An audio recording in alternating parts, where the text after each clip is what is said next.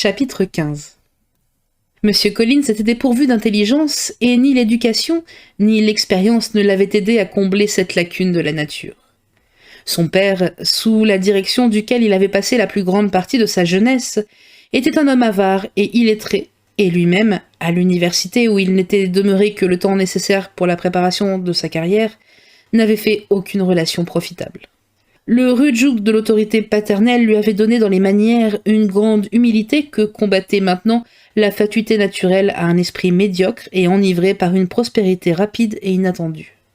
Une heureuse chance l'avait mis sur le chemin de Lady Catherine de Bourgh, au moment où le bénéfice d'Hunsford se trouvait vacant et la vénération que lui inspirait sa noble protectrice, jointe à la haute opinion qu'il avait de lui-même et de son autorité pastorale, faisait de M. Collins un mélange particulier et singulier de servilité et d'importance, d'orgueil et d'obséquiosité.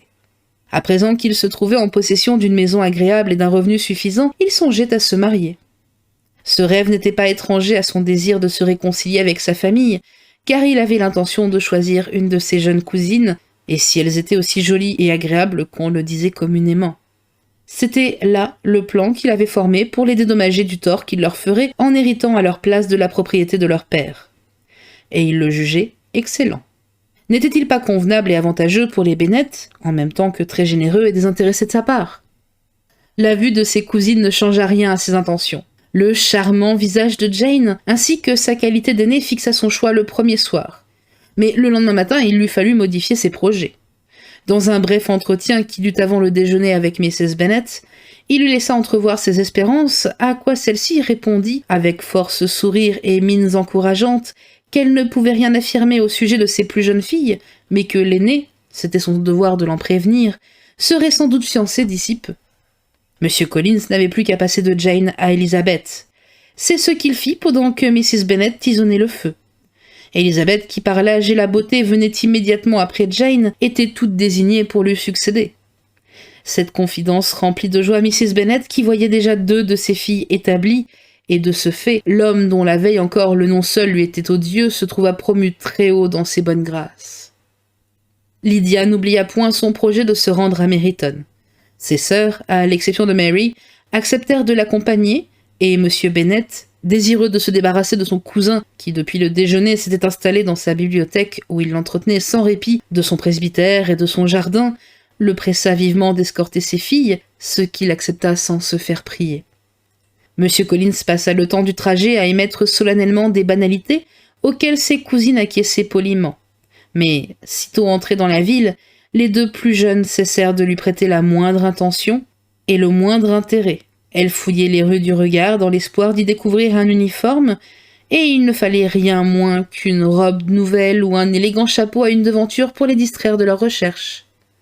Bientôt, l'attention des demoiselles Bennet fut attirée par un inconnu, jeune et d'allure distinguée, qui se promenait de long en large avec un officier de l'autre côté de la rue. L'officier était ce même M. Denny, dont le retour préoccupait si fort Lydia, et il les salua au passage. Toutes se demandaient quel pouvait être cet étranger dont la physionomie les avait frappées. Kitty et Lydia, bien décidées à l'apprendre, traversèrent la rue sous prétexte de faire un achat dans un magasin, et elles arrivèrent sur le trottoir opposé pour se trouver face à face avec les 2 gens qui revenaient sur leurs pas. M. Denny leur demanda la permission de leur présenter son ami, M. Wickham, qui était arrivé de Londres avec lui la veille et venait de prendre un brevet d'officier dans son régiment. Voilà qui était parfait. L'uniforme seul manquait à ce jeune homme pour le rendre tout à fait séduisant. Extérieurement, tout était en sa faveur. Silhouette élégante, belle prestance, manières aimables.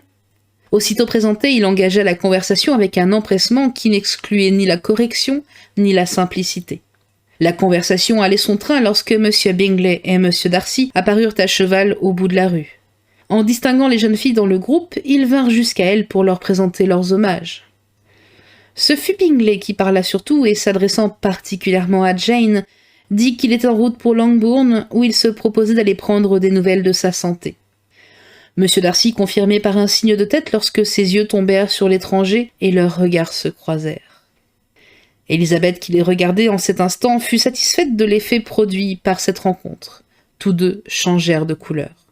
L'un pâlit, l'autre rougit. M. Wickham, au bout d'un instant, toucha son chapeau, et M. Darcy daigna à peine lui rendre ce salut. Et qu'est-ce que tout cela signifiait?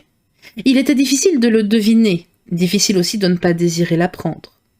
Une minute plus tard, M. Bingley, qui semblait ne s'être aperçu de rien, prit congé et poursuivit sa route avec son ami. M. Denny et M. Wickham accompagnèrent les demoiselles Bennet jusqu'à la maison de leur oncle, mais là, ils les quittèrent en dépit des efforts de Lydia pour les décider à entrer, et malgré l'invitation de Mrs. Phillips elle-même qui, surgissant à la fenêtre de son salon, appuya bruyamment les instances de sa nièce. Mrs. Phillips accueillit M. Collins avec une grande cordialité.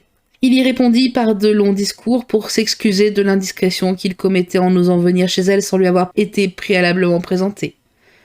Sa parenté avec ces demoiselles Bennet justifiait un peu, pensait-il, cette incorrection. Mrs. Phillips était émerveillée d'un tel accès de politesse, mais elle fut vite distraite par les questions impétueuses de ses nièces sur l'étranger qu'elle venait de rencontrer. Elle ne put, du reste, leur apprendre que ce qu'elle savait déjà, que M. Denny avait ramené ce jeune homme de Londres et qu'il allait recevoir un brevet de lieutenant. Cependant, quelques officiers devant dîner chez les Phillips le lendemain, la tante promit d'envoyer son mari inviter M. Wickham à condition que la famille de Longbourn vînt passer la soirée. Mrs. Phillips annonçait une bonne partie de loto, joyeuse et bruyante, suivie d'un petit souper chaud. La perspective de tels délices mit tout le monde en belle humeur, et on se sépara gaiement de part et d'autre. M. Collins répéta ses excuses en quittant les Phillips et reçut une fois de plus l'aimable assurance qu'elles étaient parfaitement inutiles. De retour à Longbourn, il fit grand plaisir à Mrs. Bennet en louant la politesse et les bonnes manières de Mrs. Phillips. À l'exception de Lady Catherine et de sa fille, jamais il n'avait rencontré de femme plus distinguée. Non contente de l'avoir accueillie avec une parfaite bonne grâce, elle l'avait compris dans son invitation pour le lendemain, lui dont elle venait à peine de faire la connaissance. Sans doute sa parenté avec les Bennet y était pour quelque chose, mais tout de même, il n'avait jamais rencontré une telle amabilité dans tout le cours de son existence.